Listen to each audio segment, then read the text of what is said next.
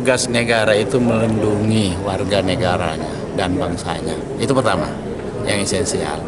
Yang kedua, ada tugas kita dalam berbangsa, yaitu tugas-tugas kemanusiaan juga. Jadi jangan dinafikan juga itu. Dan tidak semua orang yang tidak ber-KTP, tidak berkartu penduduk, tidak berpaspor itu bukan warga negara, belum tentu.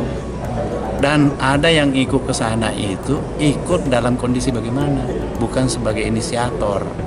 Dia terpaksa. Coba lihat itu anak-anak yang masih kecil, bayi dibawa oleh orang tuanya. Apa mau kita diakui itu mereka?